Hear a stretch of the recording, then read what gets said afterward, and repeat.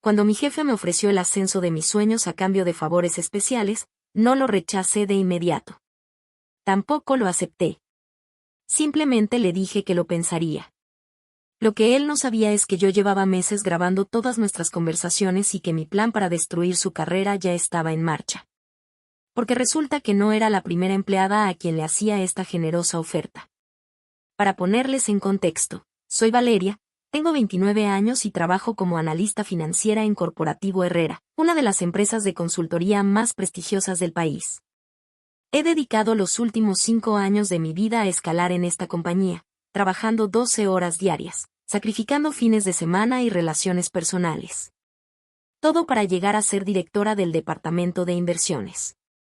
Mi pesadilla comenzó hace 6 meses cuando conseguí mi primera gran victoria profesional. Había logrado cerrar un contrato millonario con una empresa farmacéutica internacional, algo que nadie en la oficina esperaba de alguien de mi nivel. Estaba eufórica, pensando que finalmente había demostrado mi valía y que el ascenso que tanto esperaba estaba al alcance. Ricardo Herrera, el CEO de la empresa e hijo del fundador, me citó en su oficina esa misma tarde. Es un hombre de 42 años, casado, con 2 hijos, y con una reputación impecable en el mundo empresarial. Al menos esa era la fachada que mostraba al público.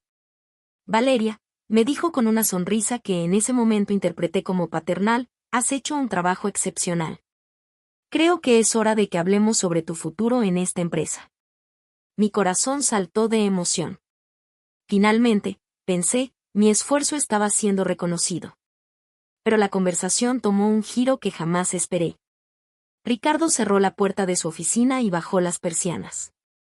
El puesto de directora puede ser tuyo, me dijo acercándose más de lo normal, pero en esta empresa, para llegar a la cima, necesitas demostrar lealtad especial. Sus palabras fueron sutiles pero su intención era clara. Me quedé paralizada, no por miedo, sino por la pura incredulidad de lo que estaba escuchando. Este hombre, a quien había respetado profesionalmente durante años, me estaba proponiendo prostitución empresarial de la manera más elegante posible. Piénsalo, Valeria, continuó, poniendo su mano en mi hombro. Hay muchas maneras de demostrar compromiso con la empresa. Y yo valoro mucho a las empleadas que entienden cómo funciona realmente el mundo de los negocios. Me entregó una tarjeta con la dirección de un hotel exclusivo. Si decides que quieres ese ascenso de verdad, nos vemos allí el viernes a las 8. Salí de esa oficina sintiéndome sucia y traicionada. No solo por la propuesta indecente, sino por darme cuenta de que tal vez todos mis logros profesionales no significaban nada si no tenía el equipo adecuado entre las piernas. Esa noche lloré de rabia en mi apartamento. Pero entre las lágrimas, comenzó a formarse un plan. No iba a ser otra víctima silenciosa del abuso de poder. Iba a convertirme en su peor pesadilla. Al día siguiente, llegué temprano a la oficina y comencé mi investigación. Hablé discretamente con otras mujeres de la empresa, especialmente con aquellas que habían obtenido ascensos rápidos o que habían dejado la empresa repentinamente. La primera en abrirse conmigo fue Carmen, una contadora de 35 años que trabajaba en el piso de arriba. Cuando le conté vagamente sobre mi conversación con Ricardo, sus ojos se llenaron de lágrimas. A mí me pasó lo mismo hace 3 años, me confesó. Yo acepté. Necesitaba el dinero para la operación de mi hijo. Pero después de 6 meses, cuando ya no le servía, me transfirió a un puesto menor y comenzó con otra chica. Mi sangre hirvió. Esto no era un caso aislado, era un patrón sistemático de abuso. Durante las siguientes semanas, descubrí al menos 5 casos más. Mujeres que habían sido chantajeadas, manipuladas o directamente coercionadas. Algunas habían aceptado por desesperación económica, otras habían resistido y misteriosamente habían sido despedidas por reestructuración empresarial.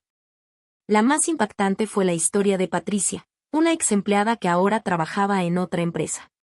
Me contó que Ricardo había organizado una reunión de negocios en un yate, donde la había violado después de drogar su bebida.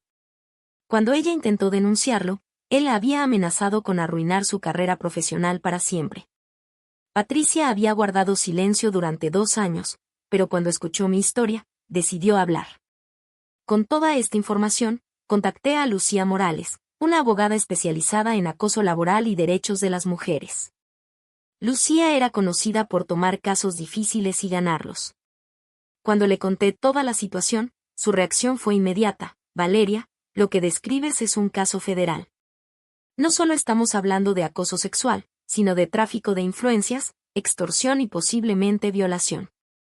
Vamos a enterrar a este desgraciado. El plan era meticuloso.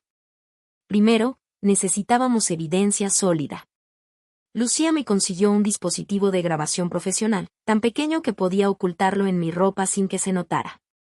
También me enseñó técnicas para hacer que Ricardo hablara claramente sobre sus ofertas sin levantar sospechas. Durante las siguientes 3 semanas, programé varias reuniones con Ricardo bajo el pretexto de discutir los detalles de mi ascenso. En cada encuentro, él se volvía más explícito y confiado. Hablaba abiertamente sobre las tradiciones de la empresa, mencionaba nombres de otras empleadas que habían entendido el juego, y hasta describía sus hoteles favoritos para estos encuentros. La grabación más incriminatoria la obtuve cuando fingí estar considerando seriamente su propuesta. Ricardo se volvió descuidado, contándome detalles sobre cada una de las mujeres con las que había tenido estos arreglos. Incluso mencionó cómo había manipulado las evaluaciones de desempeño para justificar ascensos que en realidad se basaban en servicios sexuales. Mientras tanto, Lucía estaba construyendo el caso legal. Había contactado a todas las víctimas que yo había identificado, y sorprendentemente, 6 de ellas accedieron a testificar. También había contratado a un investigador privado que descubrió que Ricardo había usado fondos de la empresa para pagar habitaciones de hotel y regalos costosos para sus víctimas.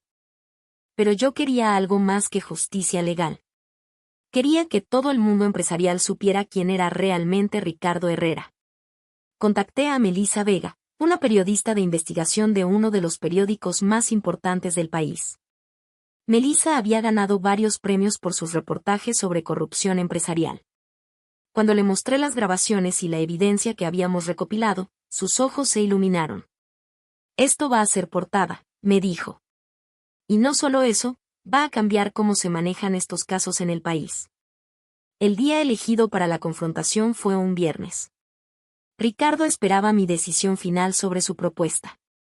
En lugar de ir al hotel que me había sugerido, lo cité en su oficina para una reunión privada.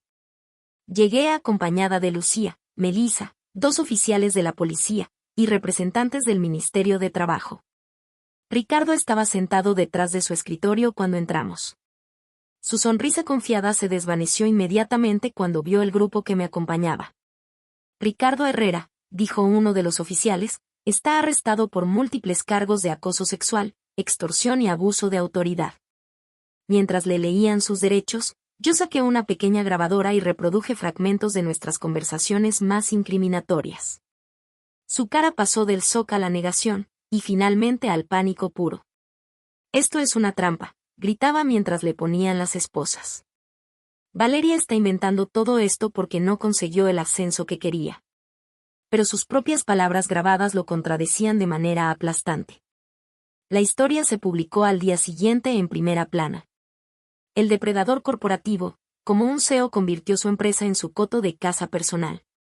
El artículo incluía testimonios de las víctimas, las grabaciones más relevantes, y una investigación completa sobre cómo Ricardo había usado su posición para abusar sistemáticamente de sus empleadas durante años.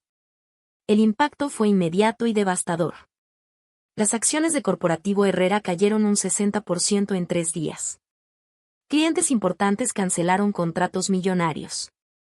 La junta directiva removió a Ricardo inmediatamente y contrató una firma externa para investigar toda la cultura empresarial. Pero lo más satisfactorio para mí fue ver cómo otras mujeres comenzaron a hablar. El reportaje inspiró a víctimas de otras empresas a denunciar casos similares. Se creó un movimiento que cambió las políticas de acoso laboral en todo el sector corporativo. Ricardo intentó un acuerdo extrajudicial, ofreciendo millones de dólares a cambio de nuestro silencio. Todas las víctimas, lideradas por mí, rechazamos la oferta. Queríamos que fuera a juicio y que pagara completamente por sus crímenes. El juicio duró 4 meses y fue seguido por todos los medios nacionales. La evidencia era tan abrumadora que Ricardo finalmente se declaró culpable de todos los cargos. Fue sentenciado a 8 años de prisión, tuvo que pagar indemnizaciones millonarias a todas sus víctimas, y quedó inhabilitado de por vida para ocupar puestos directivos en cualquier empresa. Su esposa lo abandonó públicamente, llevándose a sus hijos y la mitad de sus bienes. Su reputación quedó completamente destruida. Incluso en prisión, los otros internos lo desprecian por ser un abusador de mujeres. Mientras tanto, la junta directiva de Corporativo Herrera me ofreció el puesto de CEO interina mientras buscaban reestructurar completamente la empresa. Acepté, pero solo por 6 meses. Mi objetivo no era quedarme en esa empresa manchada, sino usar mi nueva posición para implementar políticas de protección que sirvieran de modelo para otras compañías. Durante esos 6 meses, creé un departamento independiente para denuncias de acoso, implementé protocolos estrictos de investigación, y establecí un fondo de apoyo para víctimas de abuso laboral. También me aseguré de que todas las mujeres que habían sido víctimas de Ricardo recibieran ascensos y compensaciones apropiadas. Al final de mi periodo como CEO interina, recibí ofertas de trabajo de las 5 empresas más importantes del país. Todas querían contratarme, no solo por mis habilidades profesionales, sino por mi reputación como alguien que no se deja intimidar y que lucha por la justicia. Elegí una posición como directora de operaciones en una empresa de tecnología que estaba revolucionando el sector financiero. El salario era el doble de lo que ganaba antes, y por primera vez en mi carrera, trabajo en un ambiente donde mi género no es una limitación sino una ventaja valorada. Hoy, 2 años después de aquel viernes terrible en la oficina de Ricardo, tengo la carrera de mis sueños, una reputación sólida en la industria. Y la satisfacción de saber que mi valentía ayudó a cambiar todo un sistema corrupto. Ricardo sigue en prisión. Escuché que otros internos le han hecho la vida imposible, y que ha intentado suicidarse 2 veces. No siento pena por él. Las decisiones tienen consecuencias, y él eligió ser un depredador. Algunas noches, cuando estoy en mi nueva oficina con vista a la ciudad, reflexiono sobre todo lo que pasó. Podría haber aceptado su propuesta, haber obtenido un ascenso temporal, y haber vivido con la vergüenza para siempre.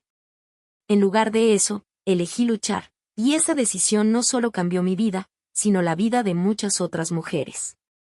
La lección más importante que aprendí es que el silencio solo protege a los abusadores. Cuando decides hablar, cuando decides luchar, no solo te liberas a ti misma, sino que abres el camino para que otras también encuentren su voz. ¿Y saben qué es lo más increíble de todo? Ahora soy más exitosa, más respetada y más poderosa de lo que jamás habría sido si hubiera aceptado sus condiciones. Porque el verdadero poder no se obtiene sometiéndose a los depredadores, sino destruyéndolos completamente.